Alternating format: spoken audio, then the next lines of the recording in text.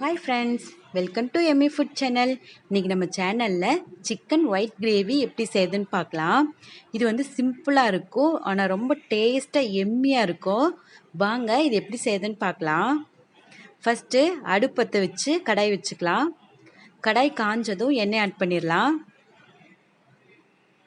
எண்ணெய் நல்லா காஞ்சிருச்சு. இனி நம்ம வந்து பிரிஞ்சி இலை, பட்டை, கிராம்பு, அன்னாச்சிப்பூ, ஏலக்காய், சோம்பு இதெல்லாத்தையும் ஆட் பண்ணிடலாம். எல்லாம் நல்லா பொரியட்டும். நல்லா பொரிஞ்சதுக்கப்புறம் ஒரு 2 மீடியம் சைஸு பெரிய வெங்காயம் ஆட் பண்ணிக்கலாம். சின்ன வெங்காயம் கூட ஆட் பண்ணிக்கலாம். நான் வந்து இன்றைக்கி பெரிய வெங்காயம் ஆட் பண்ணியிருக்கேன். ஒரு 2 பெரிய வெங்காயம் எல்லாத்தையும் நல்லா வதக்கி விடலாம். ஒரு 2 பச்சை மிளகா, ஒரு கொத்து கருவேப்பிலையும் போட்டு வதக்கி விடலாம். வெங்காயம் வதங்கிறதுக்கு தேவையான உப்பும் ஆட் பண்ணிக்கலாம்.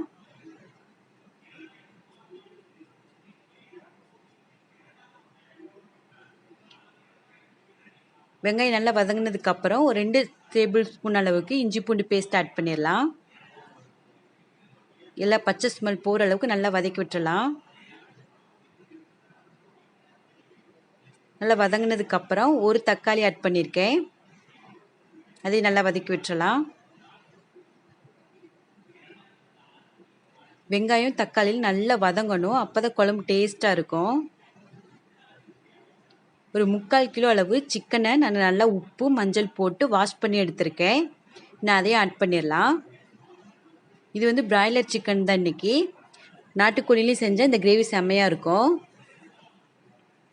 எல்லாத்தையும் நல்லா மிக்ஸ் பண்ணி விட்டுட்டு கொஞ்ச நேரம் மூடி போட்டு ஒரு மீடியம் டு ஹை ஃப்ளேமில் வச்சு வேக வச்சுக்கலாம்.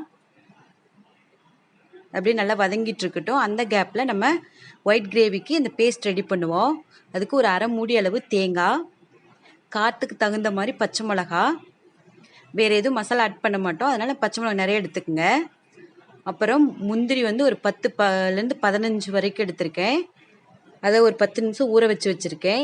இதை அரைச்சி பேஸ்ட் எடுத்துக்கலாம். பாருங்கள், கறி நல்லா தண்ணி விட்டு வதங்கி வந்திருக்கோம். இன்னும் கொஞ்ச நேரம் மூடி வச்சு ஒரு 2 நிமிஷம் இருக்கட்டும். பேஸ்ட் நான் அரைச்சி எடுத்துக்கிட்டேன். இது லாஸ்ட்டாக தான் ஊற்றணும், இது அப்படியே இருக்கட்டும்.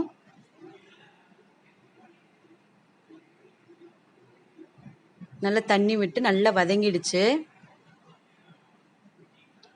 இனி நம்ம வந்து மல்லித்தூள் ஆட் பண்ணிக்கலாம். வேறு எதுவும் ஆட் பண்ண போகிறதில்ல, பொடியில் மல்லித்தூள் மட்டும்தான் ஆட் பண்ண போகிறோம். ஒரு 3 ஸ்பூன் அளவுக்கு ஆட் பண்ணியிருக்கேன். குழம்புக்கு தேவையான அளவு உப்பு ஆட் பண்ணிடலாம்.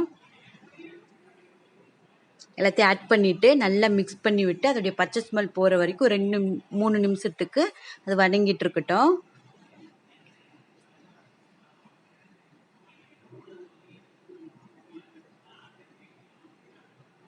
அதோடைய பச்சை ஸ்மெல் போயிடுச்சு. இன்னும் வந்து ஒரு 100 ml அளவுக்கு தயிர் ஆட் பண்ணியிருக்கேன்.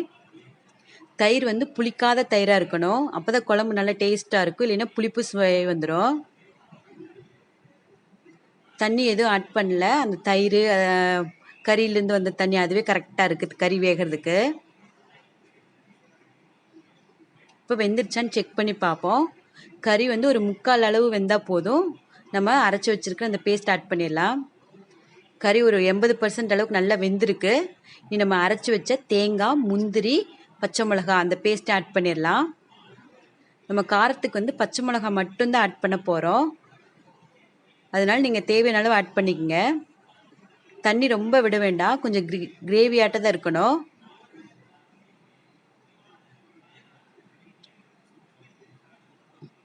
இந்த அளவு தண்ணி இருந்துச்சுன்னா கரெக்டாக இருக்கும். முந்திரி எல்லாம் போட்டிருக்கப்ப கொஞ்சம் இன்னும் திக்காகும் கிரேவி. நல்லா கொதிக்கட்டும்.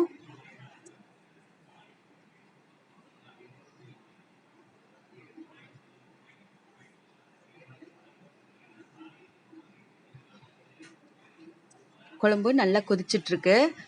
இந்த பேஸ்ட் ஊற்றிட்டு ஒரு 5 நிமிஷத்துக்கு மட்டும் விட்டிங்கன்னா போதும். இந்த காரமெல்லாம் இறங்கி குழம்பு நல்லா காரசாரமாக நல்லா இருக்கும். அப்போ தான்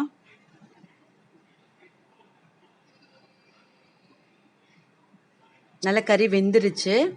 நம்ம கொத்தமல்லியில் தூவி இறக்கிடலாம். அவ்வளோதான் ஃப்ரெண்ட்ஸ், நம்மளுடைய எம்மியான சிக்கன் ஒயிட் கிரேவி ரெடி ஆயிடுச்சு. இது வந்து ரொம்ப சிம்பிளாக இருக்கும். ஒரு 15 நிமிஷம் ப்ரிப்ரேஷன் டைம், ஒரு 15 நிமிஷம் ரெடி, அது குக்கிங் டைம் வந்து ஒரு 15 நிமிஷம், அவ்வளோதான். ஒரு அரை மணி நேரத்தில் எம்மியாக ரெடி ஆகிடும். கண்டிப்பாக நீங்கள் ட்ரை பண்ணி பாருங்கள். இது சப்பாத்தி, இட்லி, தோசை, ஆப்பத்துக்குலாம் செம்ம சைடிஷாக இருக்கும். இந்த வீடியோ உங்களுக்கு பிடிச்சிருக்கும் நம்புகிறேன். பிடிச்சிருந்தா லைக் பண்ணுங்கள், ஷேர் பண்ணுங்கள், கமெண்ட் பண்ணுங்கள், சப்ஸ்கிரைப் பண்ணுங்கள். மறக்காமல் பக்கத்துக்கு பெல் பட்டனையும் கிளிக் பண்ணிடுங்க. ஓகே ஃப்ரெண்ட்ஸ், பாய், தேங்க்யூ.